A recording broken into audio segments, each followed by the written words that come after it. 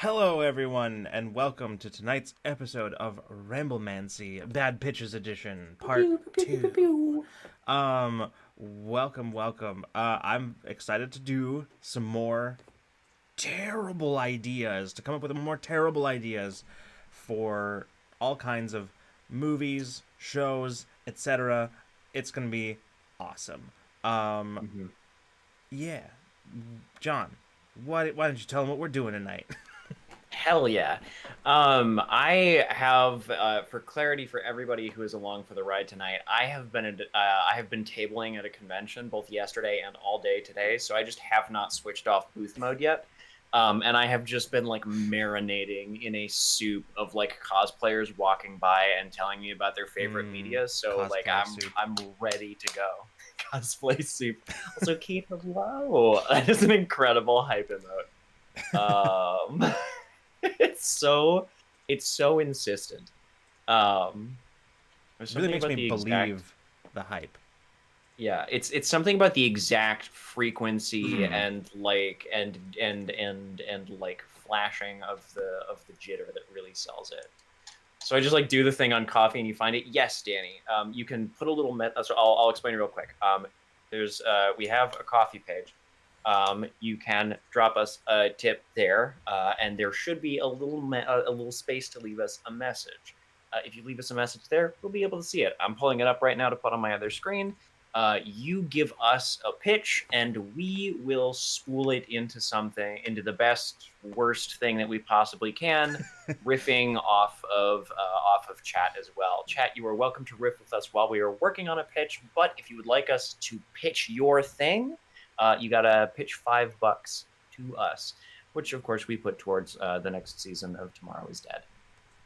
That's the whole reason that we're here and doing this thing in particular. Yeah, and I will say right now, currently the goal we are working on, I think we have passed the point where the title theme commission is viable. So instead, everything we made and make after our character art goal, which we made, all of that is going to be split between the cast and crew of the show. And yeah, we're going to just sort of split that evenly. So basically, what we're working on right now pretty much is just buying the cast some, like a meal or something, just for, showing up and killing zombies. Hell yeah. And your feelings. Oh, that goes without saying. Yeah. So we sort of moved past that goal, but we are still basically like taking the end goal and sort of smashed it into the Jesus, we still have scary alerts on, a thing that I now am aware of. Forgot about that. A little present from John to past John to current me. Wow. Well, fuck. I'm awake. I am awake. I forgot to listen. We had scary alerts on when I was doing the Dead Space stream because that was like the whole thing, and like, y'all had a great time scaring the shit out of me until Streamlabs crapped out on me. And I forgot to turn them off because I was so irritated at Streamlabs. I was going to do it at the end of stream, and then it ended in such like a weird disconcerting. Anyway, Lucas, enjoy those. Oh boy! All right. Dark Souls. Best slow burn scare of all time. Oh, that was priceless. I fully forgot to do that. To change it, but it's too late now. I'm leaving it, so that's just gonna be the time. But we apparently already have a thing. What do we got, John? Do you see it? Oh my! This is. You looking at it? This is. I have to provide a little bit of context before I read this out loud. The other day on my stream, I was talking a little bit, and I brought up, as I often do, Tumblr and how charming I find it in its own little like subculture of its little like memes and lore and folklore. And one of those things being like the obsession with the werewolf boyfriend, and the absolute just disparagement for vampires. And so it does not surprise me that this is the prompt that Danny brings to us today. So here we have, and I will read this exactly as Danny wrote it: werewolves versus vampires, pirates versus ninjas, age-old conflicts of debate. But what if we made them kiss? Werewolf pirates versus ninja vampires. I approve of the combinations. These combinations make sense to me. Yes, good. I feel like we honestly have a little bit of a heart, like a job on our hands here, pitching a bad movie. I know. I don't know how to make a bad movie out of this. Yeah, exactly, Geek. You like Danny has legitimately, I think, presented us with a fair bit of a challenge here. All right. Because, actually, that's a good one to start with. So how can we? I already feel like the concept of probably like an action adventure, like Pirates of the Caribbean-y style movie, but like the pirates are also werewolves, so instead of when the moon comes out they turn into skeletons and here there be monsters. It's a different kind of here there be monsters because they're all werewolves. Like that's you best start like believing in wolf stories, Mister. You're in one. All right. There we go. Perfect. Oh, and then like this is the East India Trading Company, but they're ninja vampires. I feel like is where this analogy is going. Like vampires might not like that much sun. It's an underworld prequel set in the 1500s. Actually, you know what? That really is kind of what this is. It's an underworld prequel set in the 1500s. I mean, make them all teenagers or 80 years old. Wait a minute. No. I got there. Hold on. I got there. All right. That would be you're right. That would be the obvious move. You are correct. But I think it is in fact a slice of life drama. Not a high seas swashbuckling adventure. It's a slice of life drama. Yeah. So, we're talking like, oh gosh. Yeah, no, that's as far as I got with that thought. What's the there's the guy who makes the really Wes Anderson, like it's like a oh my god, are we doing Wes Anderson werewolf pirates versus ninja vampires? Like is that what's going on here? All of a sudden it's a slice, like it's like a slice of life drama set at like a summer camp or something like that. Okay. Yep. Like that, Danny was like, make this like a bad good movie, a cult classic, and I feel like that has cult classic potential. Like that movie has cult classic potential. Yeah, I agree. Tim Burton. Also, welcome, Marissa. Yo, I would totally watch that. I would watch that too. It would still be, I think, bad. It would be very campy, but perhaps like an enjoyable kind of campy. I think. Well, that means that like if we take Geek Out's idea of making it also Tim Burton, it means that we can only cast Johnny Depp and Helena Bonham Carter. So like that's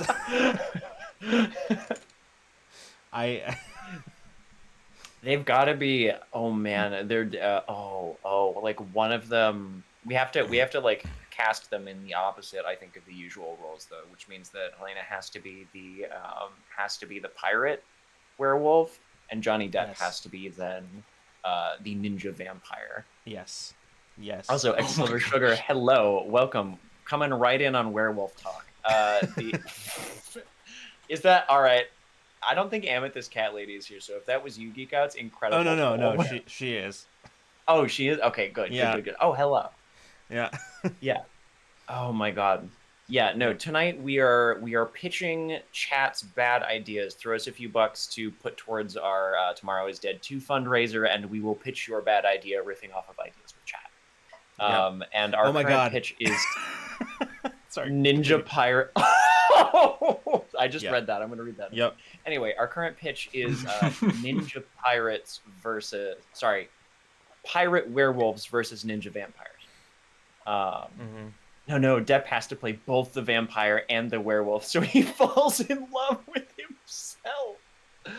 It's like oh my god, we make that the B plot to like the like standard like Wes Anderson film, like sort of awkward teen coming of age romance that's playing out in the A plot, but there's like this weird something we don't really know what it is going on with the Johnny Depp character, and like there's some weird confusion and tension with Helena Bonham Carter's character, right, who is still a ninja vampire, but the tension is mostly like because Depp is like into himself, and we only find this out in pieces.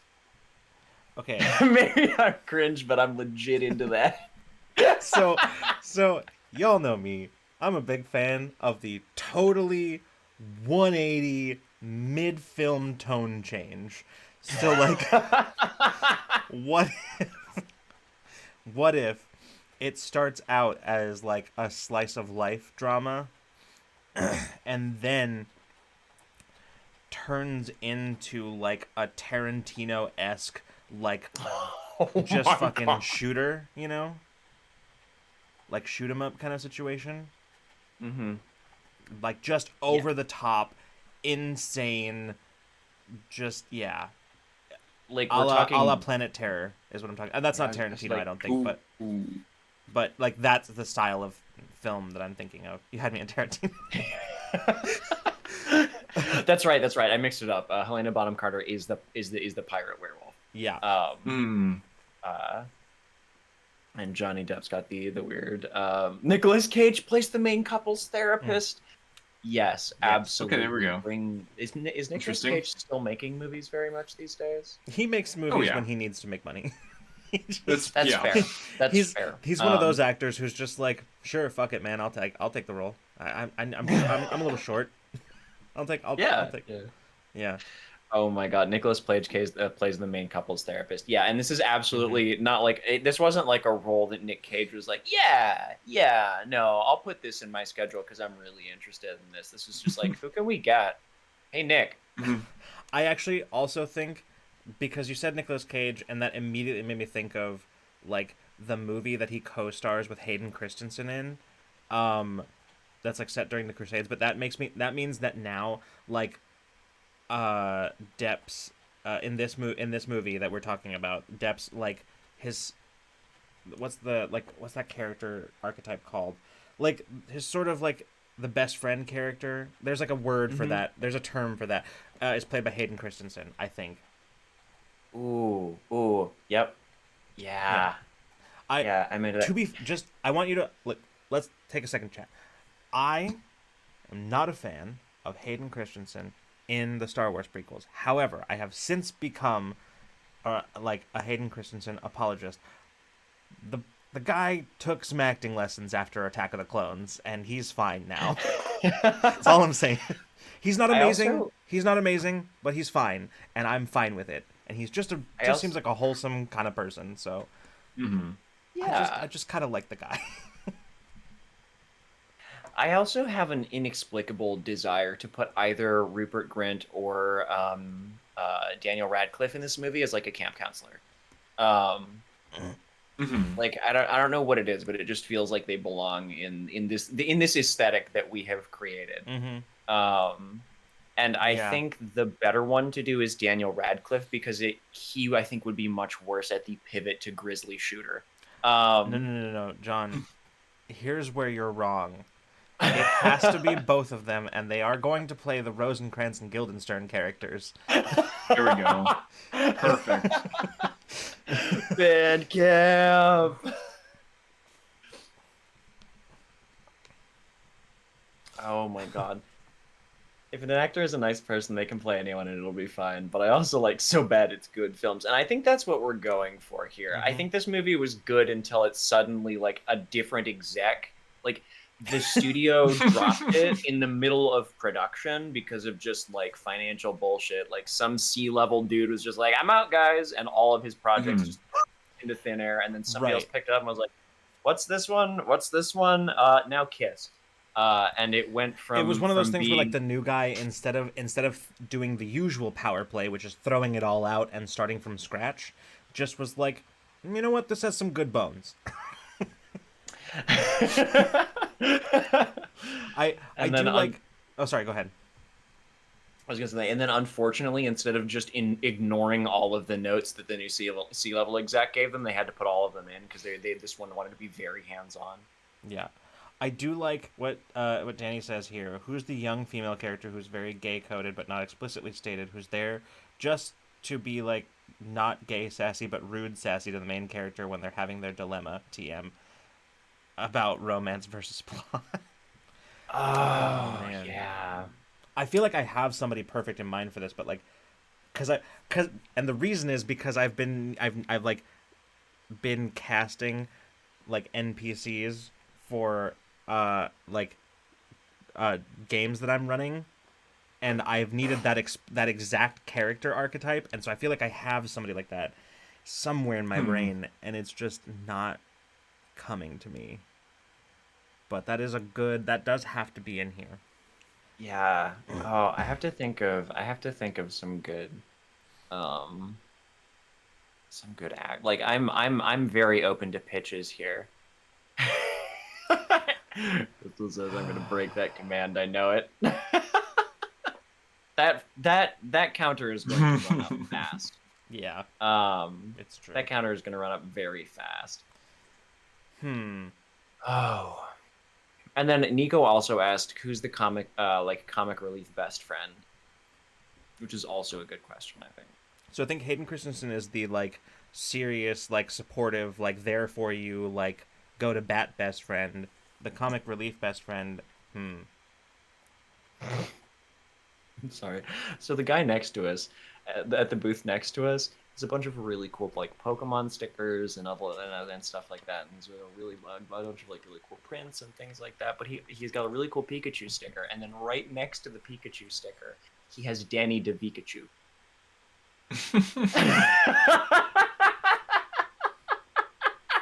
Yeah.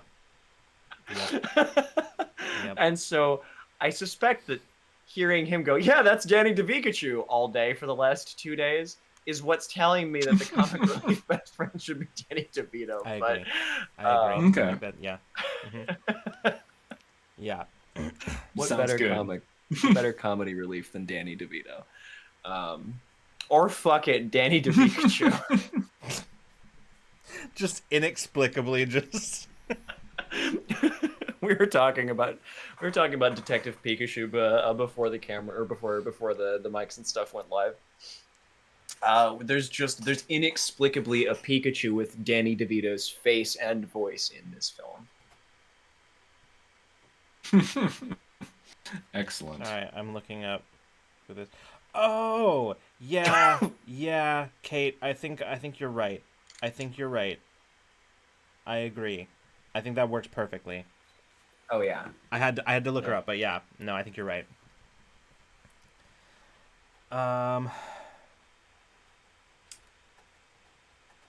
Allison, hello. Hi, Allison. I need that sticker to go with my Hi, and Papaya and Reynolds magnet. I will pick one up for you, Allison, and then either mail it to you or the next time I see you. All right, so, I think that one's pretty well pitched, wouldn't you say? I think we have pitched that pretty well. I think we are ready for another pitch. If somebody has got one like waiting in the wings, fire away. Yeah, that is a good. Thank you, Danny, for that. That was an incredible note to start on. Also, thank you for the $5. It was very much. Yeah, thank you.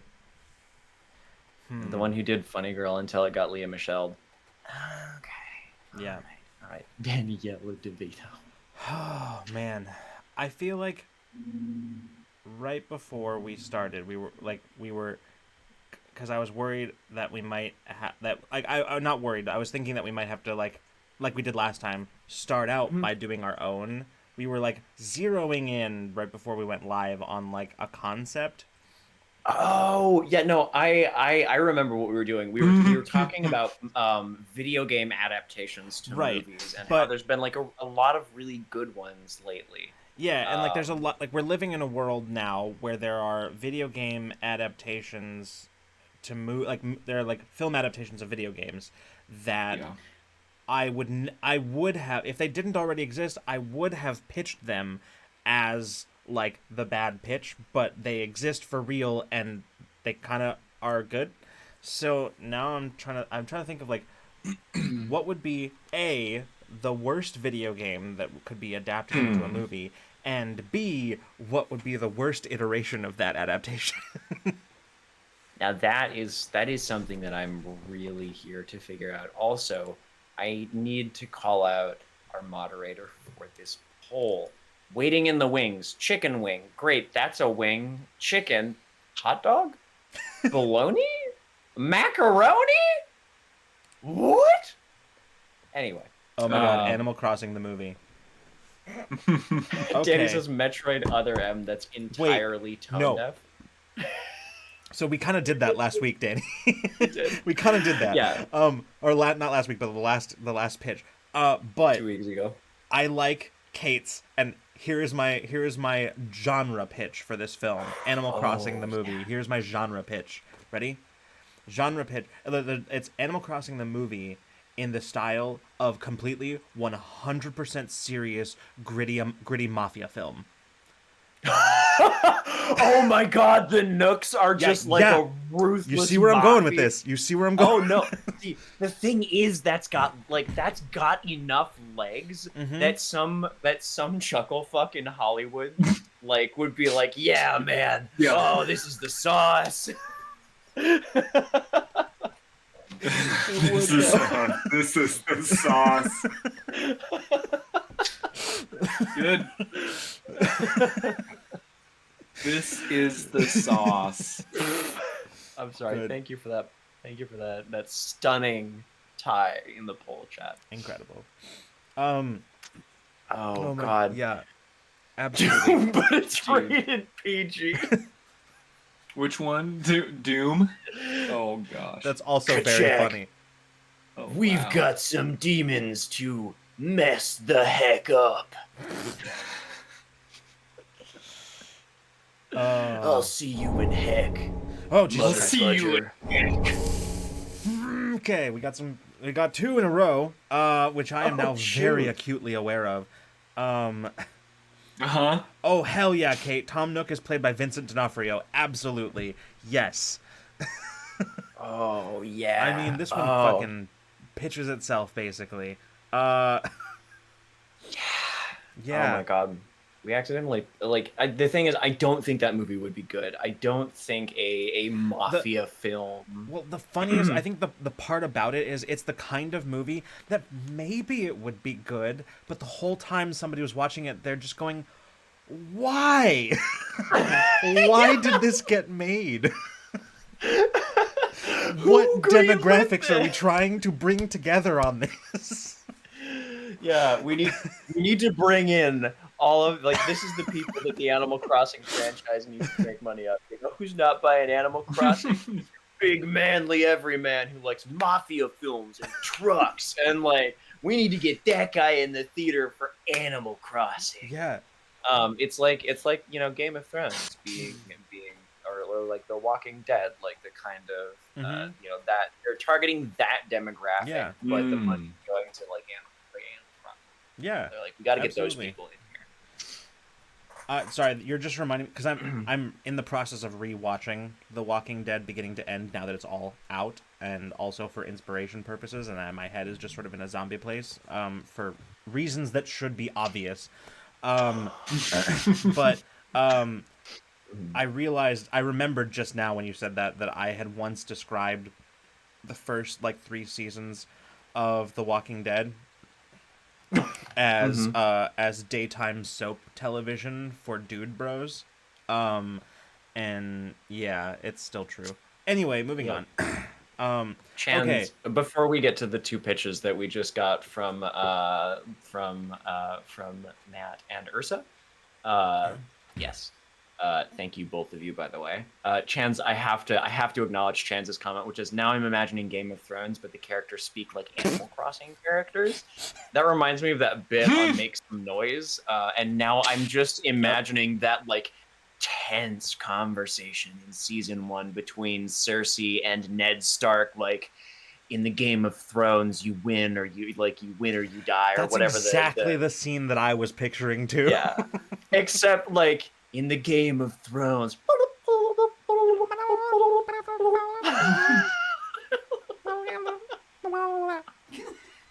Yep. No context. Cole has no context for this because they just looked at me at the exact moment I did that.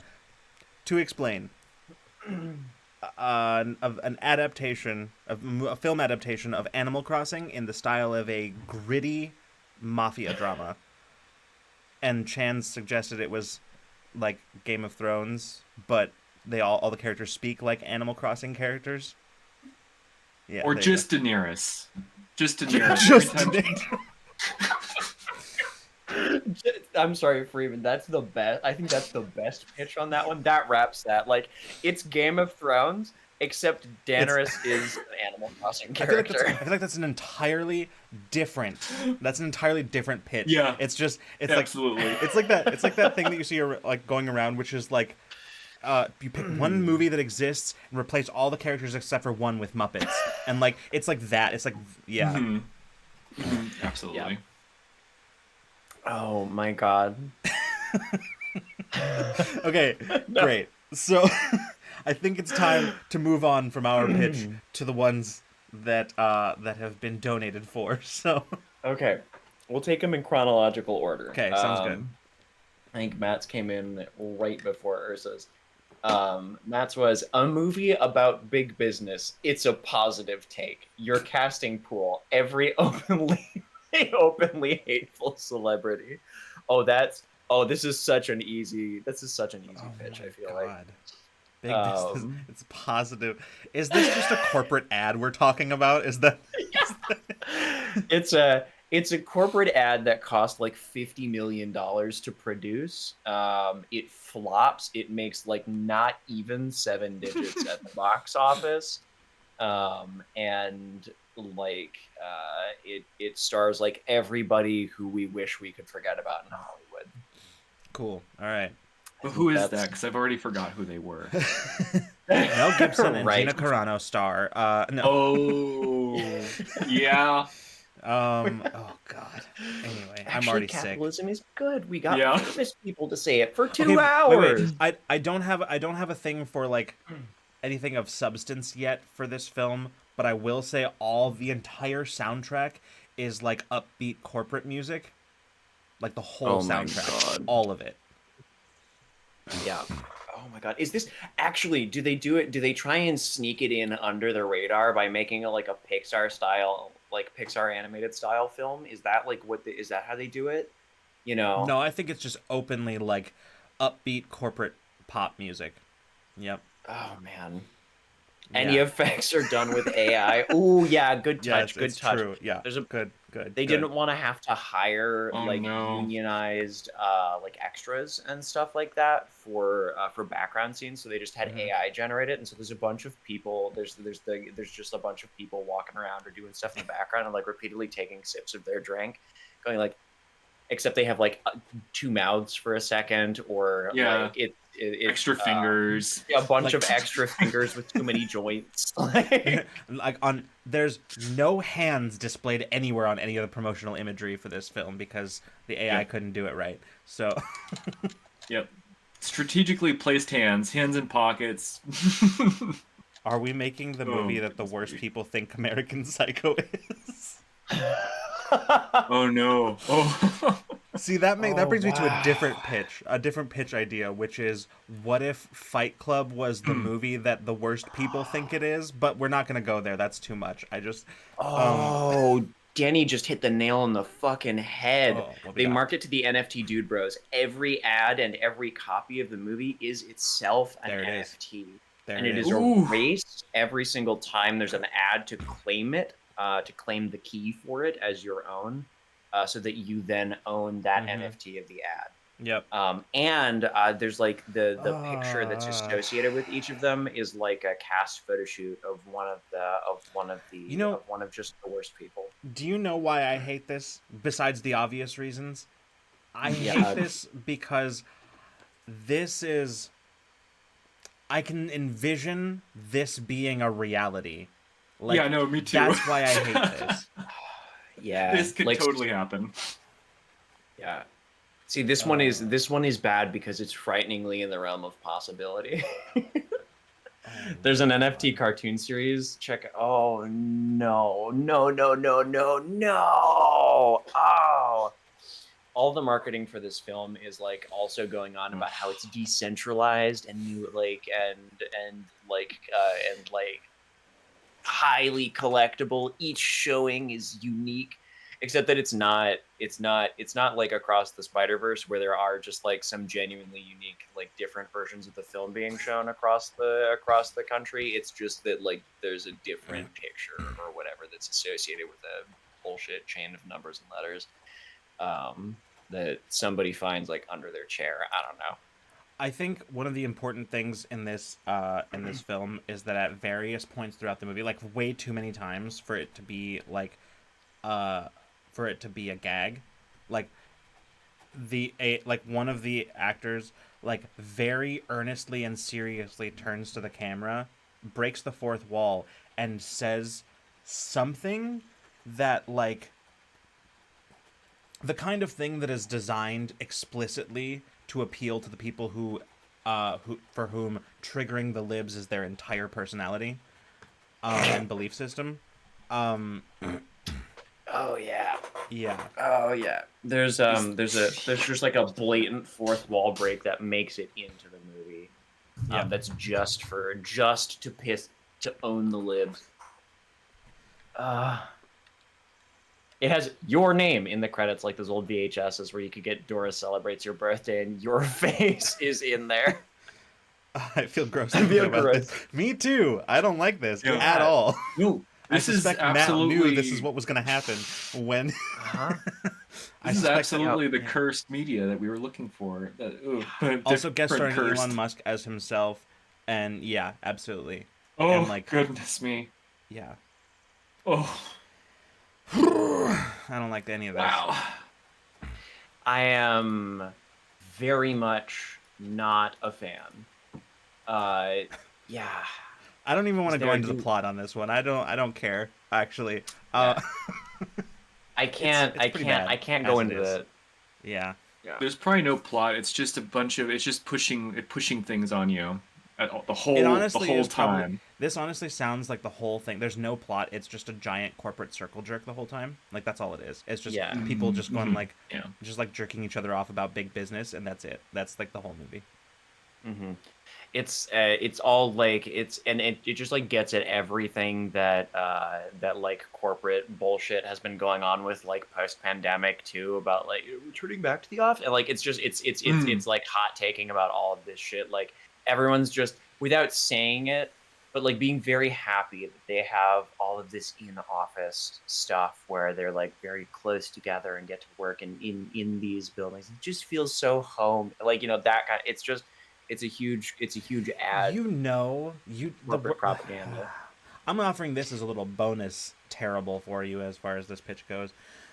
But you know that one day at like some social gathering or whatever, like a barbecue or something, there's going to be that one guy who's there talking about this movie and going and like genuinely saying it really makes you think, and offering no additional like explanation. Just it really makes you think.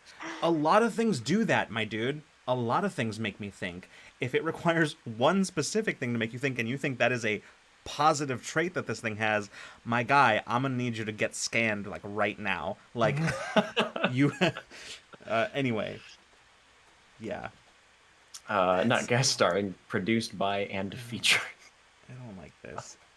See, this is just bad. I don't think this one... I think this is the worst pitch we've ever come up with in all of our bad pitches, but I still don't think this one wins, because it's not even fun bad. It's just bad. It's just not like fun bad. oh This yeah, is just this is dystopia hellscape. Ugh. And no, Kate's like, the movie is called It Really Makes You Think. Oh, gosh. Danny, it really makes you think. Yeah, that's called media literacy. Oh. Oh my god. Yep. And again, like I think part of the reason that this movie feels so bad is that a version of this movie, a high budget, like high profile version of this movie could feasibly exist. Yeah. Like some eccentric weirdo with a lot of money and connections in Hollywood could make this happen, and a bunch of horrible people would get on board with it. Let's move on from this one. So let's bail. What do we got? All right, here's Ursa. Good pitch, Matt, but also holy shit. Yeah, damn. I think that one has to take at the very least a strong second in the pantheon of bad pitches, just on the concept alone. Absolutely. All right, Ursa's. Tom Cruise stars as Mochi, the Shiba Inu, in Scream 2, God. The Song of My People. When their lucky ball goes missing, Mochi assembles a group of friends to take on the Hand and find Mr. Dingles. Coming soon to Waterfalls near you. Great. So this one kind of got pitched for us, but I sort of feel like we can sort of fill out some of the proper nouns here and explain them. Okay, good pitch. I hate it. Oh my god. This is... Oh. Ball goes missing. So, yeah, this is an okay, all right, okay. Gotta get a full cast. I agree. Okay, so this strikes me as an ensemble cast sort of situation, right? Mm-hmm. Entirely big name celebrities can't voice act. I agree, Danny. We're like on the same page here. Okay. So who we got? So Tom Cruise stars as Mochi, so great. Stars everyone from the Mission Impossible. That's so many people. Who the fuck even is in those movies? I don't There's even so know many who Mission stars. Impossibles There's too. so many of them. Which of the Hemsworth stars in this? Yeah. Fair. Oh, Oh God. my god. I feel like it has to be. Oh God. You know. Yes, I think I'm with Newly Human on this one. Yeah. Yeah, Luke Hemsworth stars in this one. Surely Liam. I don't know. We'll put Aaron Paul in there. I know that. Yes. I think he was in one of them. Yes, Aaron Paul has to be in. I think Aaron Paul maybe plays like a villain character, or like I'm saying in the movie that we're pitching, not in like maybe plays a villain character. Well, that'd be interesting. Yeah. Yes, Zach Galifianakis as a pug. Ving Rhames, also a good. Okay. Ooh. Vin Diesel is in this movie. I think he has to be. I think Vin Diesel has to be in this movie. He's got to mention family too. Yeah, Different absolutely. franchise, but yes, great. Yes, I know that. What character does Vin Diesel like? What is Vin Diesel's animal character that he plays? It's gotta just be like a punch from out of left field too. It can't be like something that you expect, like a big dog or something like that. It's I think it's like a really just sort of like prissy looking cat. See, there's that, and I also have another pitch for you here. And it's some little motherfucker who looks like this. One of these little frogs. Like just the derpiest looking cute little guy. Like he itty bitty, animated, like super simply compared to the rest of them. Actually, yeah, I like the frog idea even better. The frog that's way better. Yeah. Yeah. He's just a little frog, and then all of a sudden Vin Diesel's voice comes out of that thing, and the entire any semblance of immersion that you had in this movie is gone. You're just obsessed with the fact that Vin Diesel is Little Frog. Yeah. Billy Bob Thornton, I agree. I think Billy Bob Thornton plays I don't know, Okay, wait. Very important question. Who is this movie marketed towards? Who is the target demographic for this movie? All right. Because on the Bad one, pitch. yeah. So, this feel like I feel like the good pitch version of this is a Continue. oh boy. So the good pitch version of this movie is, of course, I think it's a children's movie, right? Sure. You know, it's a charming children's movie about like with that, you know, very high stakes, and it's got a bunch of like cool emotional like lessons and growing up kind of stuff that it teaches kids, and that's the good version of this movie. So it's got to be marketed like to just the most jarring group of people for the style of like animation and like the kind of stuff you expect out of this franchise. Danny says moms. Okay. Yeah. Matt says aliens. I think that is an interesting angle, and I like it, but I also like the idea of a movie sort of in the style of a children's film, like an animated children's film with like that where it's like cute dog animal characters and whatever, but like marketed towards the kind of guys who like unironically love the Fast and the Furious and Mission Impossible films and like you know what I'm talking. Yeah, the kind of people who go see the Fast and Furious or like the Mission Impossible stuff and are just like, that movie fucking rules. And like, I'm not saying that you can't enjoy those films or those kinds of films. Like spy thrillers exist as a genre. But there is a particular type of guy, and I know you all know what guy I'm talking about. There's I know you know the type. Yeah. Dude, bro, brain off. Oh god. Yeah, exactly. Okay, so Shiba Inu, the dude bro brain off action movie. I think that's a good bet. I think we've zeroed in, on genre here. So, like, I love the notion. Heist film. Ooh, yeah. /heist. Yeah. But like high octane heist, not like, you know, smooth, like, you know. We're talking also maximize every explosion in any given scene. Absolutely. Yeah. There's too many explosions, and it's entirely a heist film and chase scenes. Yeah, it's made by Danny people and I are like on the same wavelength here. The animated show is made by like the same people who like looked at the Bourne movies, like, and were like, you know what makes these great? The chase scenes and the explosions. And like, it's just all of that. Needs some Shia LaBeouf. We pull him out of retirement. Out of whatever weird bullshit he is up to these days. Yep. Shia LaBeouf is part of the musical number that inevitably appears in this film, even though it's marketed towards dude bros. It's animated like a kid's film, so it's still got a musical number in it. I also think it's very important that at some point during the course of all of this, even though it's a heist type film where the characters are like the legality of and their moral sort of position is highly questionable, they still somehow end up saving the president. Yeah. Inexplicably, like partway through the movie, we find out that this was their goal: is that the president is suddenly in danger. Yes. Yep. Yeah. We splash on a tiny bit of like military propaganda. Like this part, like the corrupt military is bad, but this part of the military is good. Yeah. Like, and that's like the like Shiba Inu and are part of like the rogue patriots of the Shiba Inu universe. Animal army. You know what's funny, Danny? At every point of this, you and I have been in lockstep because that is 100% the animation style that I was picturing this in was Bolt. That is. Oh my god. No. Yeah, no, that's perfect. That's amazing. Perfect. Yep. That's the one. flawless.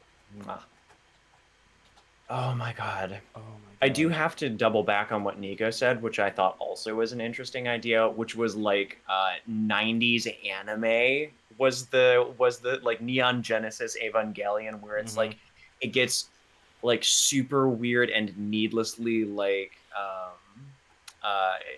existential with these very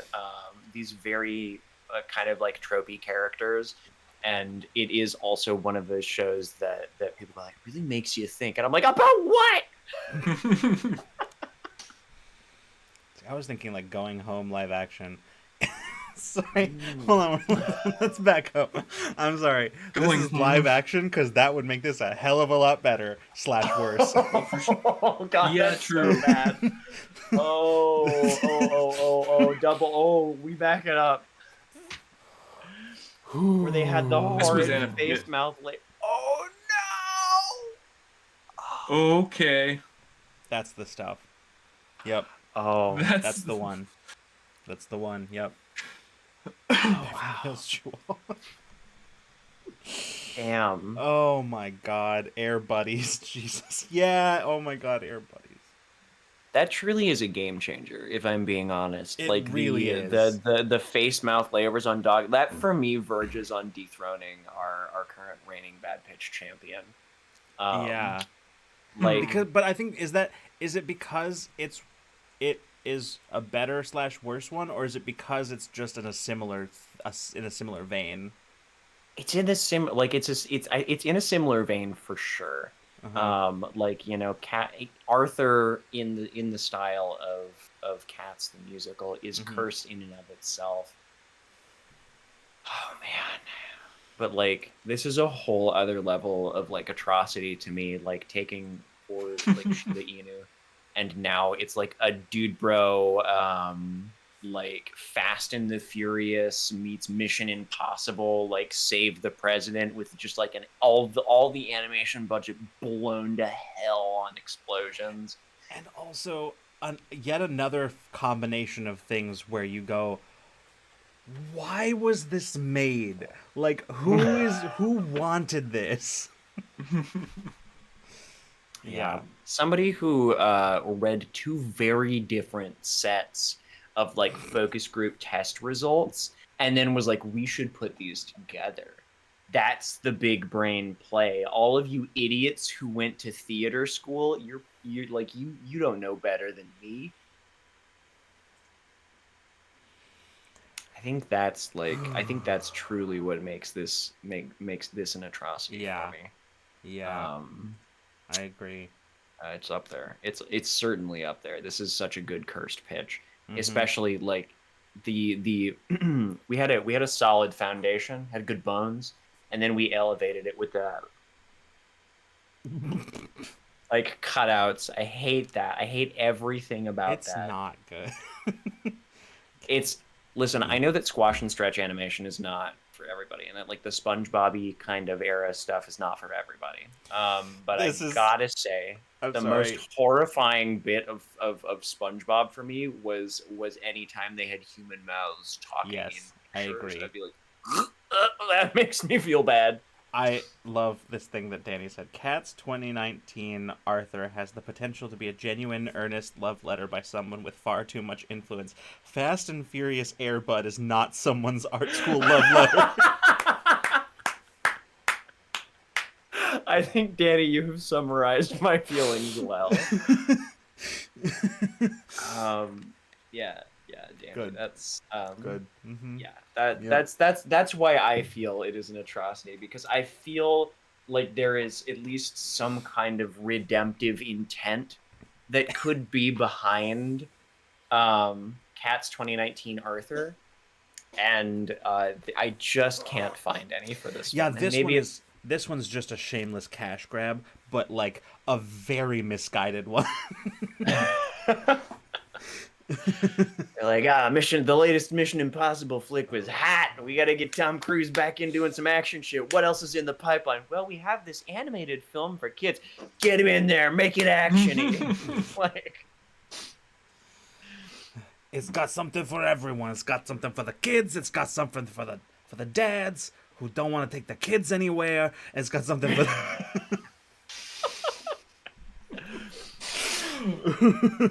it's a real summer family flick. Jesus. Oh, goodness. It's like they put a used car salesman in charge of the Yeah, finances. I agree. Oh my god. Wow. Oh Christ, that's incredible. Tom Cruise jumps out of a plane and attempts to glide through some canyons and is never seen again while promoting the film. Good. Yep. He has to do it in the dog suit though. Yeah. He has to do it in the Shiba Inu dog suit.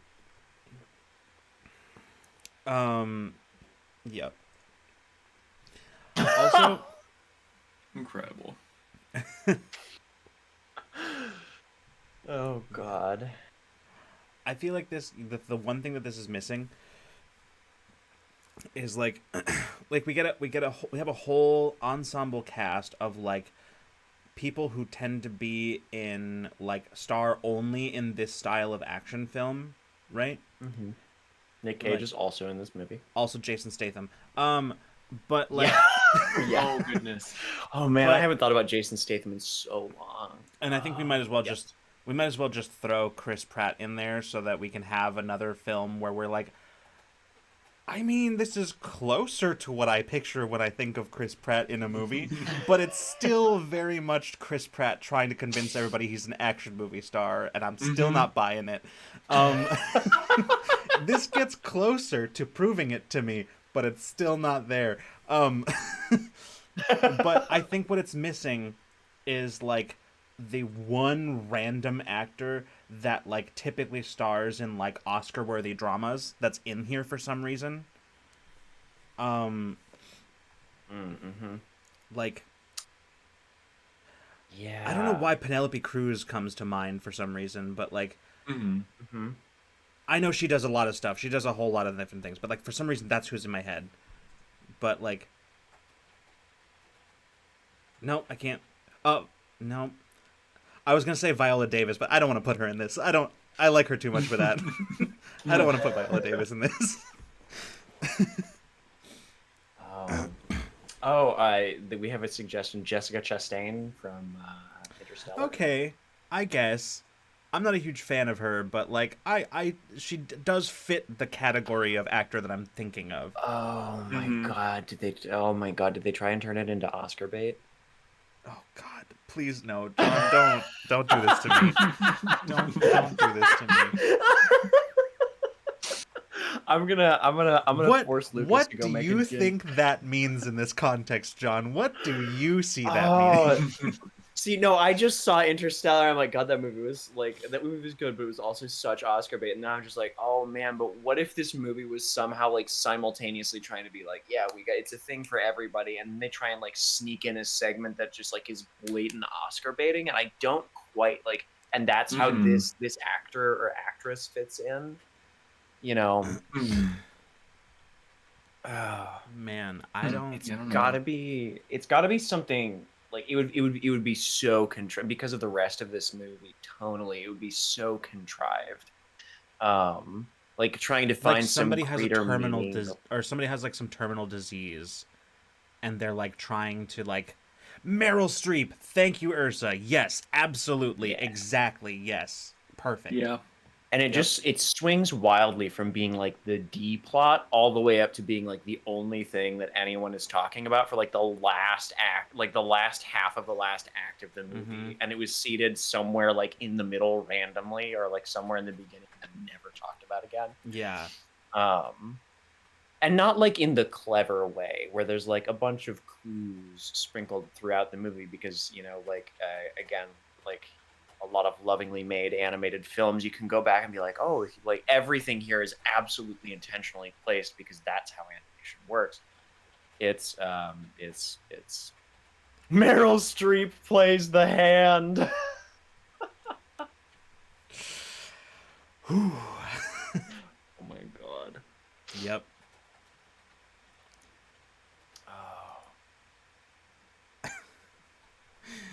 Oh. Okay. All right. I think we did it. We did it, everybody.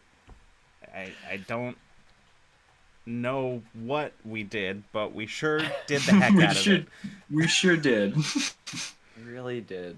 I think the cherry on top of all of this is Danny's suggestion. Whoopi Goldberg is in here. She's the best voice performance in the whole film, and she has 3 lines. I agree. That's important. Mm-hmm. Yep. She just happened to be in the studio one day while they were recording, and they were like, "Hey, Whoopi, you want to come say a couple things?" Meryl Streep is good, and I think I can't decide which one of these I like better. I like Meryl Streep. Angela Bassett. Opera. Oh, wait. Like No. Angela Bassett though. Like those are God, those are both great options. I think Meryl Streep is the one that takes it though. Yeah. Yeah. Yeah. I honestly don't know. I don't know. Yeah. Anyway, yeah, that's the one. I think we're good. I think we're gonna look for cruel, calculating, doing everything they can, dotting all the I's, crossing the T's, only to get Scooby-Dooed by this group of plucky, moronic dogs that think they're competent, but actually just bumble their way to victory. Oh my God. Dame Judi Dench. Good. Also very good. Yep. Or like... Yep. Oh, but see, now I'm thinking about, like, now Tilda Swinton comes to mind, and, like... There's a lot of good actors and actresses who could very easily fill the role of, like, the Oscar-worthy actor for their for this in a far too serious role for this film. Oh my gosh! All right, I think we can pin that one. We can put the pin in that one, and we're good. We're good on that one. Close the notebook and then lock it in the black box, never to be seen again by contemporary eyes. We seal it away. We put it in a time capsule, and we let the people of the future think that these are the kind of movies that we made. Perfect. Absolutely. Absolutely. Tom Hanks, Christopher Lee. Yeah, there's so many good options. There really are. Oh yeah, Tom Hanks. Yeah. Huh. Yeah, Danny, that is how this works. Yeah, that's how this works. So if you have a new idea, hit us. We got probably time for like one more. I would say 1 or 2 more. I think depending on, we could probably get 2 in here. Yeah, I think we could probably get 2 in here. Depends on how they go. Sometimes sometimes like the spirit takes it. We're just like 15 minutes, clean bad pitch, we're good. And sometimes we really gotta like, drag it out. Yeah. Hold on, I got you, Danny.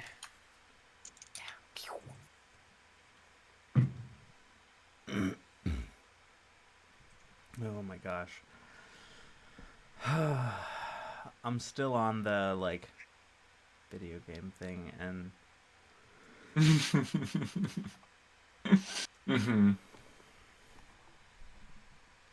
Honestly, I feel like a good formula for that is just taking a generally wholesome sort of brain-off kind of video game and just throwing the word gritty at it, and, like, I think you pretty much...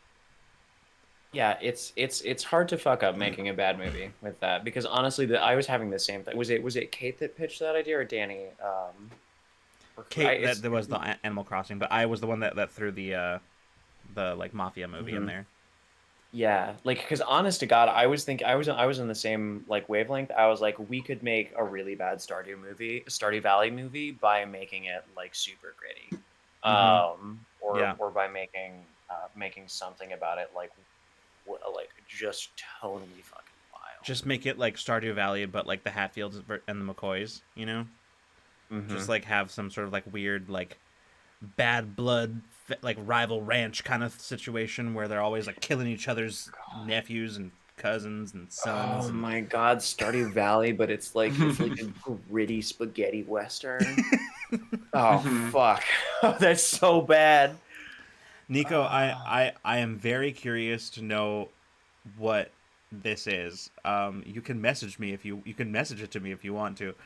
We probably won't do it on here right now, but I am curious. But I have a feeling I know what this is about.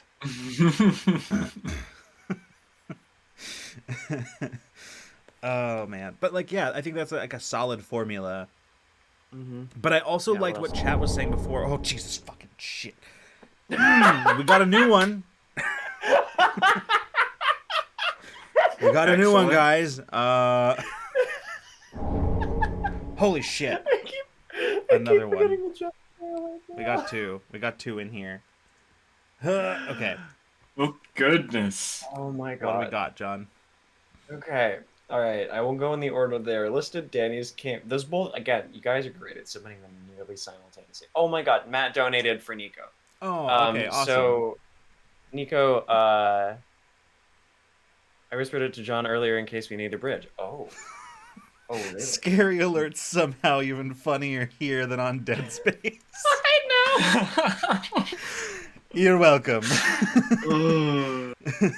Okay, did you whisper it to me on aha, you whispered it to me. Okay, cool, I've got that. I've got that open. I will pull that up after Danny's other pitch here. Yeah. Okay, we got a clean couple left. Danny's pitch. Listen, the leg works on you, but an epiphany for a cast. It's all Toms. Tom Cruise, Tom Kenny, Tom Hanks. It's Toms all the way down. Oh, interesting. All time. You realize that this means we are obligated to put Tom Holland in this, right? Like, we must. Yes, absolutely. Oh Yeah. no, and the marketing abs- gets all fucked up because he just said she was not supposed. Tom Hiddleston, Tom Holland. I love this. We got Did we the say Tom Tom Hardy cinematic. already?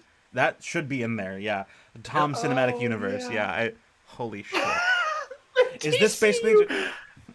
Get some Draco Malfoy in there, some Tom Felton is just gonna be there. Like, oh my god. Is this just everything everywhere all at once, but all Toms instead of just Michelle Yeoh? all Toms all the time. Enter the Tomverse. Into the Tomverse. No, the marketing is brilliant. It's just a super generic. Like, there's not even like pictures of the Toms on it. It's just like Arial, white Arial font on a black background that just says "starring Tom." Just starring Tom. Which Tom? Oh gosh. And we can just randomly have like a musical number by Tom Waits, just like doing the music for like the outros and the better intro. Yet, Tom Waits does the entire soundtrack. The entire soundtrack. What is this movie though? We don't know what is it? Not a clue. Yeah, You're right. That's what. Good question. Like, you had me. Honestly, this movie sells itself on the Toms alone. What we need now is just the dressing, like the cherry on top, like, you know, the plot. Like, yeah, the genre.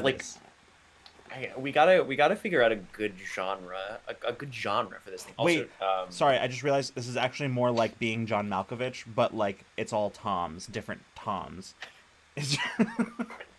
A box of chocolates. Oh, yeah, I like one that. Tom's very. My father will hear about this.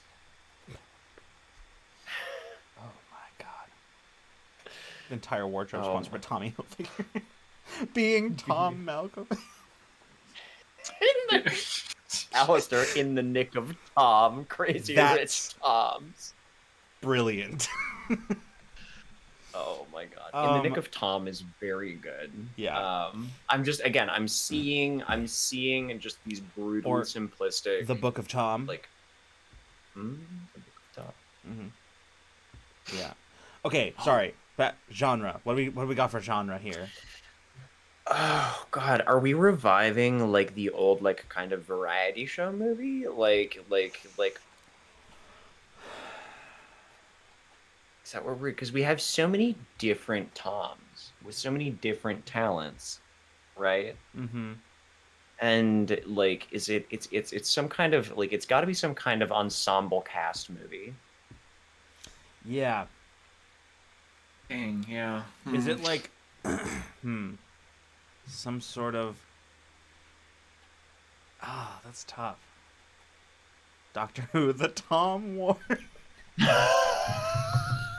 It's a Doctor Who episode. It's a Doctor Who special. Damn, that would be better than what I was about to. That's actually fucking incredible, which is why It's a it Doctor is Who disqualified. That's why it's disqualified, because that would be incredible. I would watch the shit out of that. Well, that would be amazing. I would So watch it that over and cannot over be. and over. It cannot be. This is Bad Pitches Ramblemancy. It I'm cannot sorry. be a Doctor Who special, because I that would be misunderstood the amazing. assignment. It's a Christopher I Nolan movie. misunderstood. Yes, there you go. Yep. We're back You're in the right. bad territory. There we go. It's a Christopher Nolan movie. Those he does tend to have like like ensemble cast in his films. So like Christopher Nolan makes sense, I think. A Wrinkle in Tom. That's the title that I just thought of right now. It's just I had to Good, get it out of my good. head, put it in your heads, and get it out of here. The twist that's not mentioned in any marketing, any reviews, leaks are cracked down hard. It's the most watchdog execs marketing have ever been about a twist. The Chris's show up. It's Chris's versus Tom's. Yep, Oh my god. I agree. I think that's good. So, it's a Christopher Nolan film where it's a film. Okay, it's an existential, like pseudo-philosophical. It's a Christopher Nolan film. It's Yes. where basically it's talking about the these it's the story of the collision of two universes as they come together, and basically it poses itself as like a human drama and an exploration of what it takes to survive as the human species, and then but it's like exclusively just about these, you know, that's as far as I got. It's a Christopher Nolan film.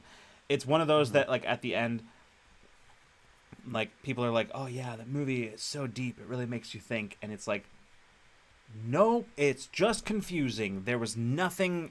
It's just nonsense, actually. You walk out of the theater going like, whoa. And then you get home, like you drive home in silence. And then you get home and you open your fridge to like get some water or something.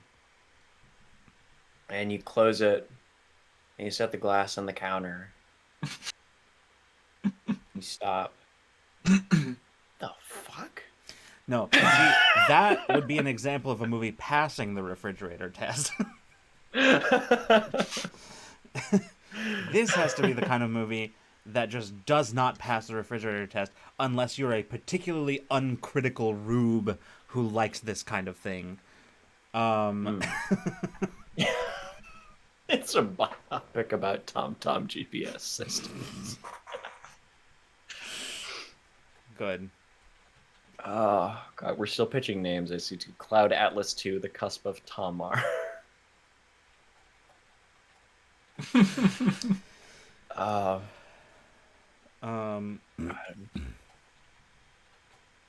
Again, just the third act twist of in walk the Chris's, and this is where all of the Tom's problems come from. Mm-hmm. Yeah. Yep. I honestly don't know that I have too much more on this one. Like, this really just is kind of... Yeah, I mean, it kind of just sells itself right away on the premise alone.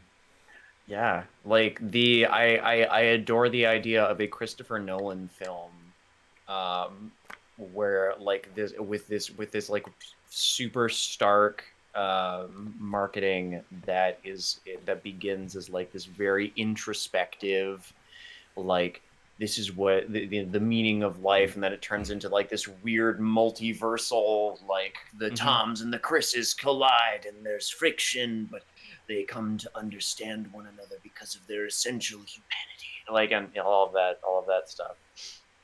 It's just so important. All the marketing is about the Toms. The Toms talk and interview and laugh and shit, but the Chris's are under strict NDA. But like notoriously, like Tom Holland though is notoriously bad at keeping these kinds of secrets. Like he is. It's just he's spoiled quite a lot of Marvel movies for this exact reason. They don't tell Tom Holland shit anymore. Yeah.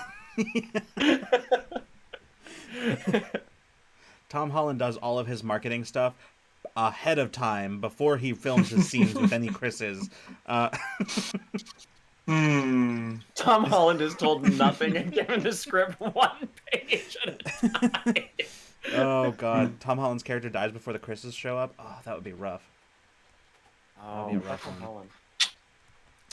Yep. Oh, man, movie gets a -1 letter grade from me for an early Tom Holland death. I agree. Yeah. Wasted potential, but I understand the marketing imperative at play here, so we'll say -0.5 a grade. Yep. It's also got to be the very specific type of pretentious type of film where, like, it's definitely, like, anybody with, like, half a brain cell to, like, rub together is, like, wouldn't look at this and go, this is a sci-fi film. But, like, the kind of people who are just way too into Christopher Nolan and his films would be like, no, it's not sci-fi, it's a human drama about like what it means to be human. I'm like, that is literally every fucking sci-fi premise ever. Anyway, so yeah, listen, that is what sci-fi is typically about. Yeah, like even hard like technology porn sci-fi is still like the essential question of most of those things are, what does it mean to be human if this technology exists? Yeah, absolutely. And that I'm that guy from the Iron Giant right now going, it's art. Right now, just like that's what art does. Yeah. Right? Conveys fundamental human experiences. Congratulations, you've learned what media literacy is. Okay. I love this. The aesthetic of the film is the Barbie movie. Yeah, no, actually, I think that would be perfect. That would actually fit this really well. This is going curving back around a good movie again. Shit. We can't. We're too good at this. We keep accidentally making good movies between the Ursa giving like the Doctor Who title. What a humble brag. He was like, "Oops, we accidentally made a good movie pitch. Sorry, everybody." Silly me, trying to make something bad, but I just can't. Oh goodness. Anyway, I'm just too talented.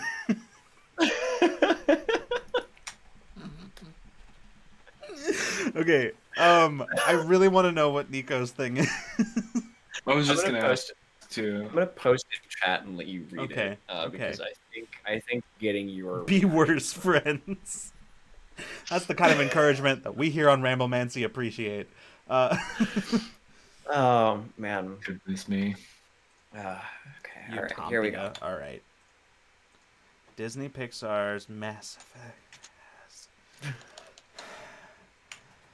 Oh, well, Nico was right. It sure sent me.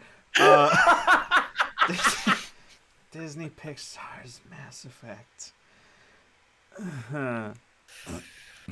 It actually probably will hurt Cole's feelings more. Cole. Yeah? Jesus. Well, that No. I can't imagine. I wish I could hear it. Nico just pitched. You ready for this one? Yeah. Disney Pixar's Mass Effect. Why? Yeah, that's the correct answer. Oh no, I want to erase that from my brain. I'm picturing here we go. Shepard, but like Elsa, Yeah. because that's what all those movies God. turned into. Okay, alright, alright, let's do this. Interesting. Disney Pixar's Mass Effect. It has to follow all the usual Disney guidelines. Okay. But straight, no sex, no real violence, and then probably wind up any like either you wind up friends with the bad guy by the end, or bad guy falls off, in this case not off a cliff, into a black hole, and is you know, through an attempt to like an underhanded attempt to subvert the hero's attempt to extend a hand of kindness and redemption. Rex doesn't mention his quads. Yeah. Absolutely not. No. Now I wish I'd played Mass Effect. Okay.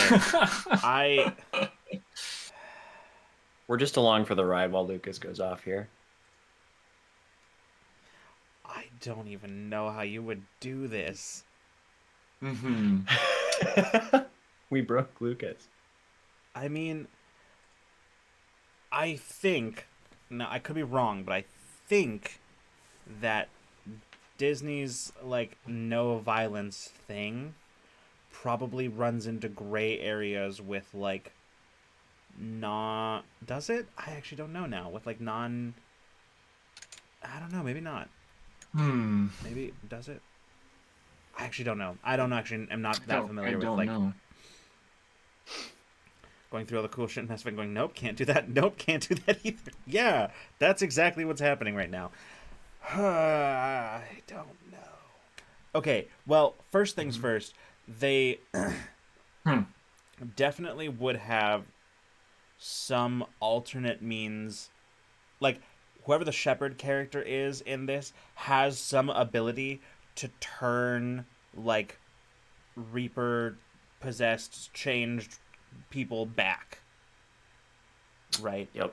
But, like, the main threat being not that, like, this is an irreversible process, but that,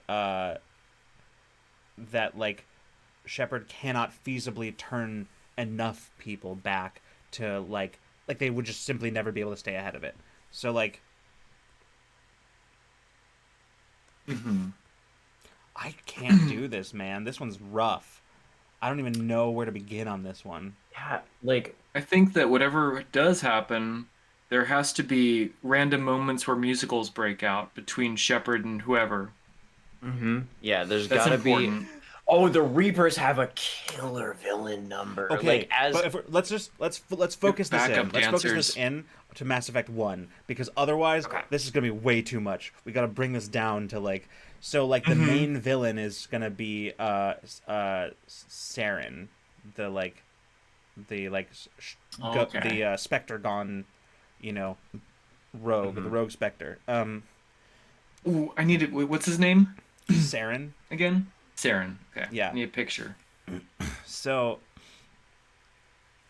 yeah, Saren would have an incredible villain song, though. Oh, absolutely. way better than it has any right to be, and then any like other character, like in the like on the good side of things, possibly gets like just a. Yeah. Saren has got to have a song number that is close to Scar's from The Lion King. That's kind of what I was thinking of. Yeah. He's. Oh my God, Alistair said the same thing. Alistair said the same thing. Yeah. Amazing. Like Scar. Amazing. Yeah. Beep, beep. Exactly. Because like that's literally Saren's whole thing too. Mm-hmm. Okay. All right. Okay. Gets the Hades treatment. Yes. Saren gets the Hades treatment. Okay. So yeah, we can't make it good. You're right. Okay. We can make the villain number good and the rest of it really bad. Because I think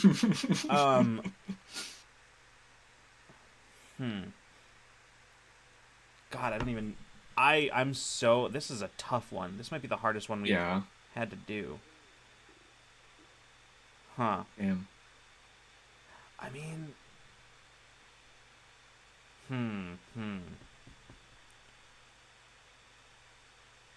Okay. Who are we casting for the crew? I think because we're doing bad pitches here. The we have to none of the original voice actors return. I agree with Danny. But I do think that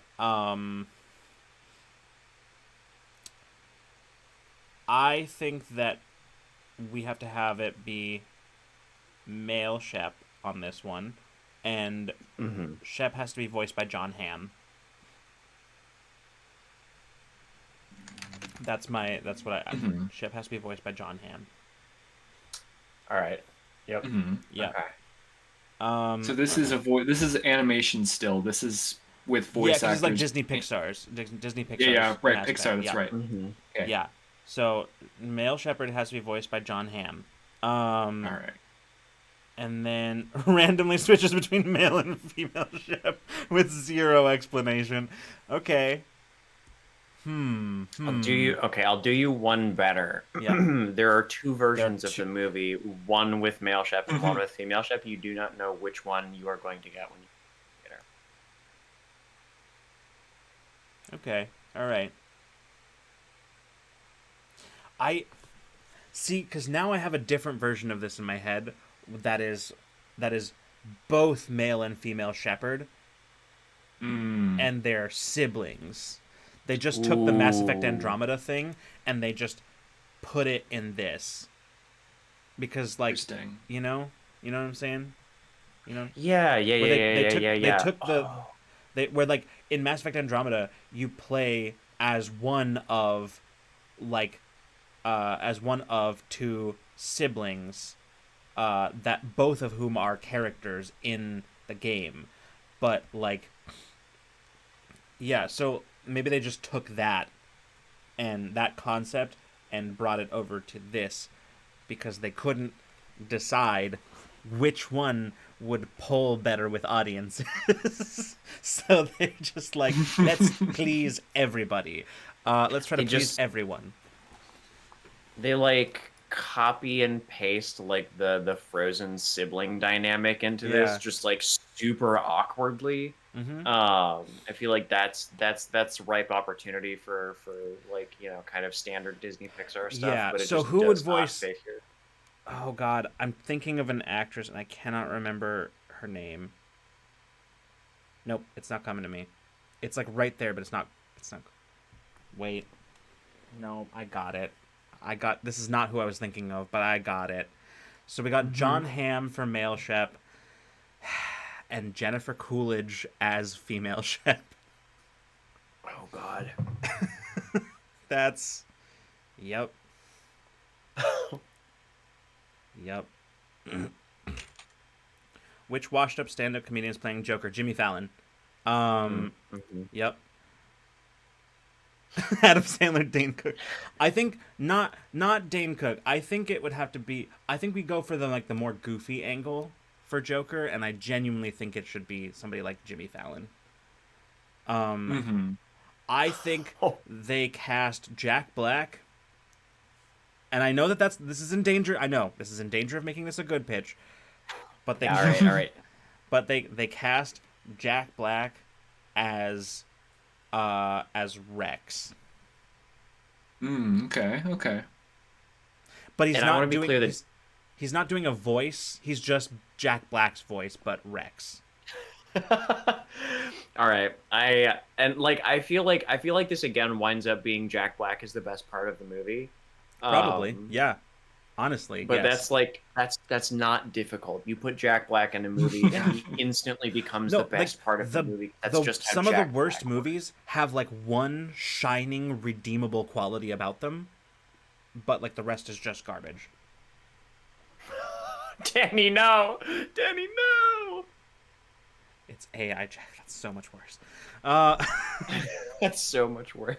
That is so much worse. All right, so yeah, I think I'm having a hard time figuring out. I don't think we really need to go into like the plot details because we have a plot already. I think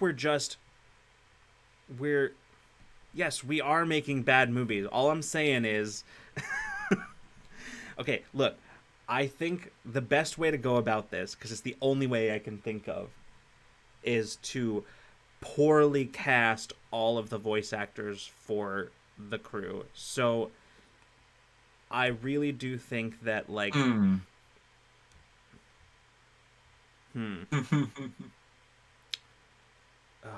do they get around the Asari? When you say get around the Asari, what are you referring to?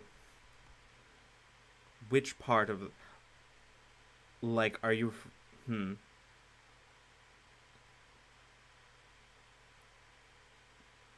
Um, I think Willem Dafoe has to be in here somewhere. My God. yes, I agree. I think yeah, Willem Dafoe. No, sorry, not Disney. No, I disagree. I think that the way that we get around the Asari in that context, is that that Asari are not a like female only species. There are male Asari in this as well. Mm-hmm. That's how we get around this. See, we've come back around to Bad Pitches. We're bringing it around. Willem Dafoe is Saren. I like that casting, Alistair, which is why we're not going with it. I think that's what I was thinking too. Willem Dafoe has to play somebody like Garrus. Oh God, no! Oh, not my boy. But yeah, it has to be. It has. If that's the reaction it elicits from me, then yes. It's just the face model, not the voice. Okay. Yeah, I was going with voice here. Dafoe as Shepard. I don't know. That's bad, but I think John Hamm is the right kind of bad. His voice is Chris Tucker. Oh, yes. Okay. Okay, I've changed my mind on Jack Black. I think Chris Tucker voices Rex. Yeah, Chris Tucker voices Rex. I think I'm there. I think I'm right there with it. Yeah. Yep. Absolutely. Yeah. Yep. Yeah. All right. Oh, I'm chewing on all of this. Yeah.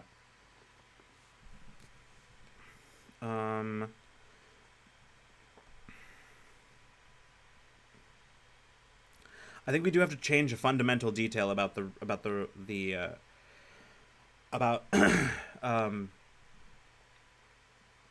nope, never mind. Sorry, I just talked myself out of it. I was going to say change the fundamental detail about Saren's goals, but I changed my mind because there's plenty of like really dark Disney villain goals. There's plenty of those. We don't need to do anything with that. So Giancarlo Esposito as Saren. I still think that's moving us in the good. That's moving us towards good, Ursa. I actually think Giancarlo Esposito would make an amazing Saren, genuinely. Like, actually, though, that would be great. But I don't think it would. I don't think it would fly in our bad pitch Disney Pixar version of this. Jack Black as Saren. I thought about that too, but I still think that just ends up being. It kind of loops back around to good. There's really no way to put Jack Black in anything without just making it trend towards a good idea or a good movie. Yeah, so I think Kate said earlier, like Gilbert Jack Godfrey Black as Saren. God. Yeah, Jack Black's appearance kind of must be a cameo almost, because any time that Jack Black is in a movie for an extended period, it just starts to get good. You know, like too much of him, and you're just like, oh no, it's just like a campy sci-fi like take on this. With Willem Dafoe, I'm still confused how Willem Dafoe's face works in this context, because like, wouldn't it just look like a Turian? I feel like it would look like a Turian, not Willem Dafoe's face or anybody's face for that matter. I feel like how did they do it? When he did Green Goblin, they had a mask, right? They didn't like alter. I can't remember. Yeah, okay. Well, still though, I don't know.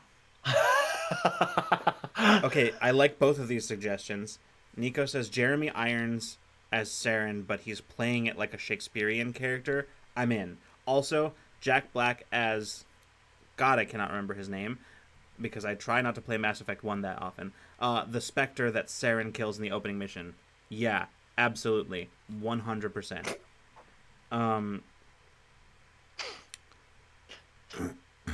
Kate's comment, just Jack Black using Bowser voice can narrate. Good. Yep.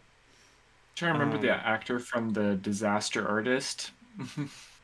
You mean Tommy Wiseau? Is that who you're talking about? Yeah. Yeah. From The Room? Yeah. Yeah. Mm-hmm. Or are you talking about James Franco? Because he's the one in... Oh, yeah, that's true. No, I was thinking of the Tommy first Wiseau. one. Yeah. Yeah. From Okay. The Room. Okay. I feel like- trying to. There's a certain like here's what I'm realizing. There really is an art to bad pitches, right? Because Oh, you absolutely. can just pile on shit and make it really bad, but is it necessarily interesting if you like there's runs a risk of like, you know, piling on a bunch of shit to make it bad and just making it uninteresting bad. So like there's like a weird line to walk, and I feel like Tommy Wiseau is like the nuclear option for bad. And ends up just like, because then nothing else that we say will be as bad as that, and then it'll just feel like incongruous. So like Tommy Wiseau, I actually like That's the true. idea of James Franco being in this more than Tommy Wiseau. The tricky part of Bad Pitches is that the movie still has to be plausibly made. Yeah. So I do. Ursa did give us a great final palate cleanser to follow this one up. As for the last one. Yeah. Franco as Wiseau as whoever. I genuinely had that thought, Alistair. I genuinely did have that thought. And you know what? I think that would make a solid Caden, don't you think?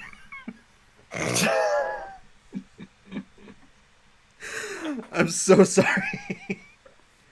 Oh my god. Oh. Okay. Well, anyway. We'll put a wrap on I don't know. that I one. never let him survive the first game. Exactly. That's the way to do it. All right, our final one of the evening, because we are over time.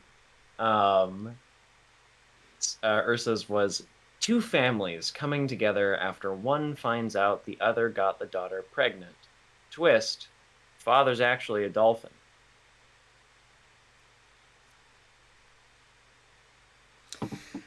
That's a lot to take in. That's a lot to...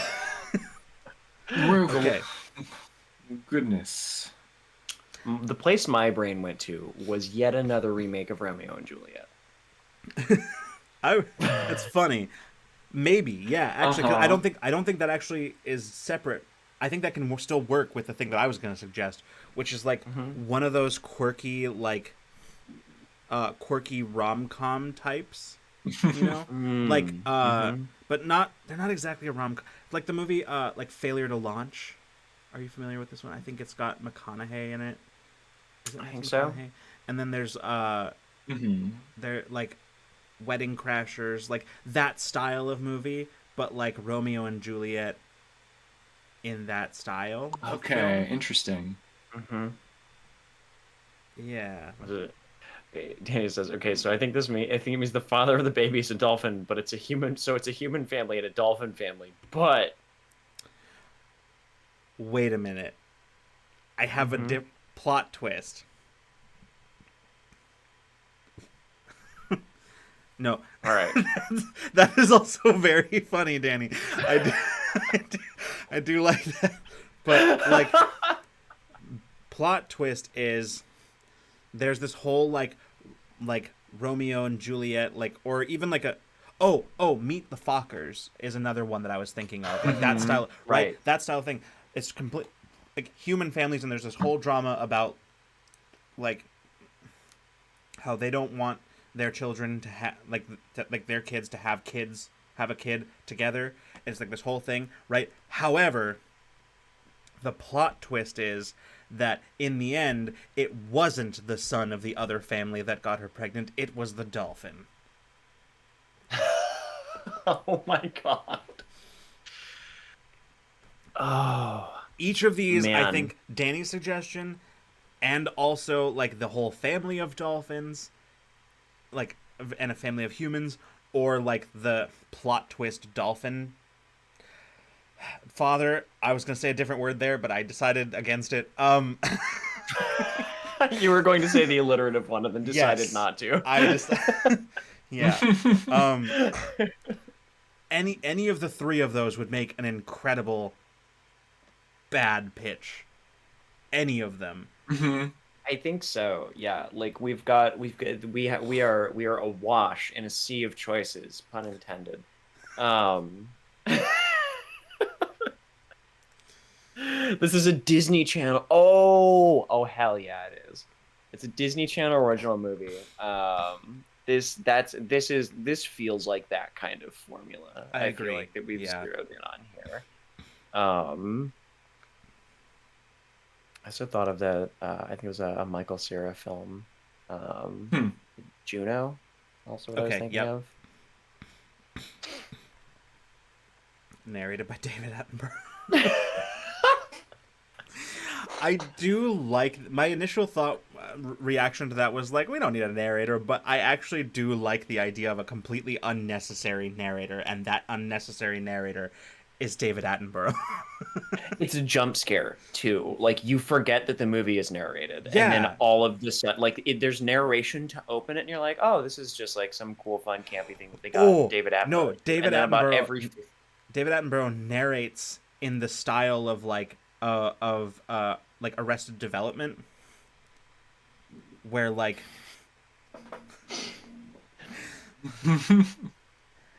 oh god, where like the narrator reacts to the things that are happening, and like Interesting. and there's like Dad, I promise having a baby with a dolphin family will be totally fine and I can handle it. She couldn't. And then like, you know. Yeah, like that kind of like punchy comedy, except it's David Attenborough. Yeah. It wasn't. They were like, yeah, and she couldn't. It's actually good and, though. Like,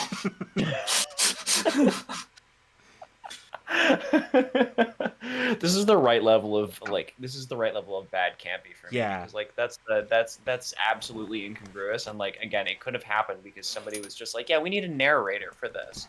And so they were like, oh, narrator, we'll get David Attenborough on the line. And then Attenborough walked in and was like, this is not a documentary. And they're like, well, fuck it. You're already here. We already paid you. We got the studio booked. Mics are live. Go, buddy. Like, go, man. Danny, no. God. Oh, wait, what if Attenborough is narrating it from the point of the grandfather? Oh god, like a Douglas Adams style Yes. comedy. Oh, we're coming dangerously close to being good again. Yeah. If we circle around to Douglas Adams like dolphins, like shenanigans. Then That's why I like the Disney Channel original movie angle, because if you play this as like Douglas Adams style, then absurdity is the name of the game. Like that is the film, but if you play it totally sincerely in the style that only a Disney Channel original movie can, and yet have absurdity, that's where you have the bad. That's where the bad comes in. Yeah, I think so, because I think if we verge into the territory of like a Douglas Adams comedy, then like all of his work is this like fun absurdist BS. Yeah. And so like, you know, you don't want to be like, oh, this is just a Hitchhiker's Guide to the Galaxy spinoff. Because you're like, all of a sudden you have all these positive associations with it, and we can't have that. Unless, see, it's all about the execution. Because if it was styled as a Douglas Adams thing, but it just doesn't land, it doesn't work, then, you know, like it's... It just ends up coming off... Like, Douglas Adams has a very specific style where, like, absurdity is this sort of, like, you know, sort of in this... It's delivered in this very sort of sardonic kind of way. But if you don't know what you're doing, I feel like the Douglas Adams style humor could come off as random equals funny. And so, you know, I think there is possibly, yeah. I think we've arrived. Like, I think that's it. Because Nico, like you and Nico, I think kind of run the same wavelength here. Nico's like, it's filmed and plotted seriously like a Disney Channel original, but it's written like it's a Douglas Adams film, and those two things together butt heads. Absolutely, because like it's supposed to be like a goofy teen drama at times, but instead it just comes off as like the haha random like a kind of humor, and then all for some fucking reason Attenborough is narrating this. Like, yeah, and I think that works because then that works in the sense that it doesn't work, because then you have it's like it was trying to be an absurdist comedy, but like didn't have the faith in itself to actually follow through on that. Like didn't actually, Attenborough narrates the beginning about the beauty of life and new life and dolphin footage in the background, and then it cuts to the human girl. Wet and I don't. That makes me so uncomfortable, which is why that's exactly how it's going to start. Yeah. That's so cursed. That is so incredibly cursed. And she screams, and it cuts to the opening song, and it cuts the scream. Like it's perfectly cut right there, as just as the sound begins. See, I actually think Nico says no, that's good again, and I think the way that we make that is we actually make it like an actual real transition, like not just like a smash comedy cut, right? Like it's not that at all. It's just like an actual like intro transition. Like it cannot. Yeah, it's not like because when you have those smash comedy cuts, those are explicitly designed to be like, here is the setup, and then here is the punchline, and that's the way that's like. But we can't have it be that. It has to be like sort of a like gradual intro, not the smash comedy cut. So yeah, right, you're right. Yeah, I think we've got a wrap on that one. Yeah, I think so. Oh yeah, so. It's incredibly cursed. Thank you, thank you, Ursa, and thank you, chat, for that. This is just a last detail I'm going to throw in, but somewhere in this, Mark Wahlberg has to be in it. That's all I'm going to say. Yeah, absolutely. Yeah. Maybe as the dolphin father. Like the father of the unborn child. Oh, perfect. Yeah. Terrible, but in that sense, perfect. Who's directing this one? I don't know, man. I just heard Cole from the other room saying Michael Bay, and Cole has no context for any of what we're talking about. So that was just a random suggestion that got thrown out. So everything we've already said, but add like 300% more explosions. They realized Michael Bay was blowing the budget on explosions, so they got J.J. Abrams in because lens flare is cheaper. That's what Cole just said. Or J.J. Abrams. Listen, lens flare is way cheaper than explosions. That's all I'm saying. That's what I'm saying. There's literally a setting in Photoshop, right? It's just you can click a few buttons and boom, lens flare. Let's take a quick moment to consider the alternate version of this where everyone's human except the father of the pregnant girl is a dolphin for no reason. I still say the dolphin is voiced by Mark Wahlberg. Either way, the dolphin is voiced by Mark Wahlberg. I don't like. It's just a normal teen, like a normal. Oh wait, or the dolphin's not voiced at all. It's just an actual dolphin. Yeah, like human couple. Dad's just a dolphin. No one ever acknowledged.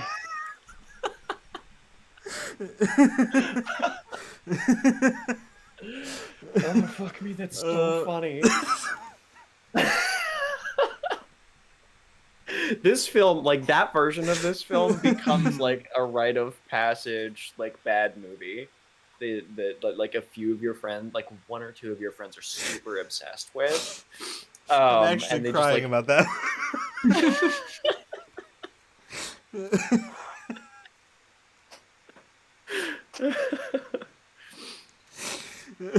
Oh my god. I'm okay. What a great note to go out on.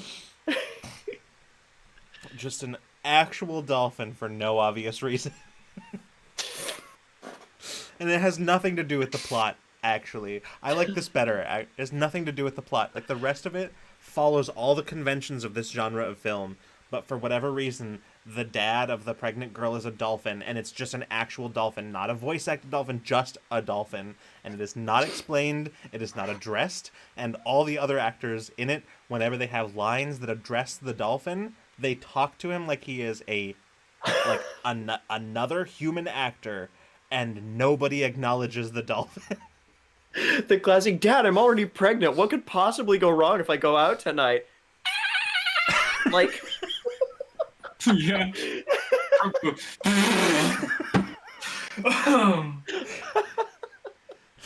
God, Dad, that's Like- so unfair. Stomps up to the room, like, blowhole sound. and then it sort of pans back over to the mom and the dolphin dad, and she's just like, "Honey, do you think you were a little too harsh there?" Just Somebody, because it's a real dolphin that has no hands, like an extra just beneath camera shot, like shakes the paper up in front of its face. Yep. It's Yep. like, all The right. dolphin is wearing a tie. Yeah, I agree. Okay, that's incredible. That's the one. That's even better than whatever we were talking about before. That's so much better. That's God, I love that. that's Thank you for that concept. Oh God. That is, wow. You know what? Genuinely, I think that might actually, I don't know if it's worse than the cats one, but it is certainly funnier than that. Mm-hmm. Oh my God. Yeah, no, we've got. I love that. Oh, a Disney God. Channel like Meet the Fockers style film about like the whole like pregnancy subplot with the father of the pregnant girl is It's just not even like a beach a town. It's dolphin. just in the middle of the goddamn Midwest. Just a landlocked state. There's the lake where everyone goes to the cabin is like 4 hours away. Yep. There's like a quarry lake, maybe. Yeah. Fucking Kansas. Kansas is perfect, yes. All right. I think that's the end of our show. We're well past. Oh yeah.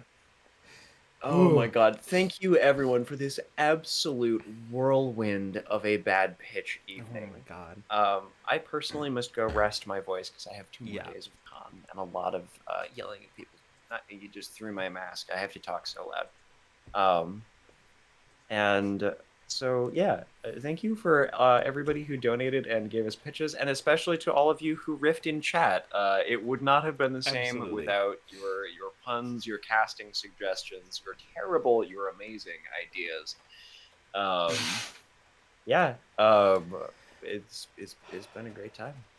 And thank you for helping us put together all of this for the cast and crew of Tomorrow Is Dead.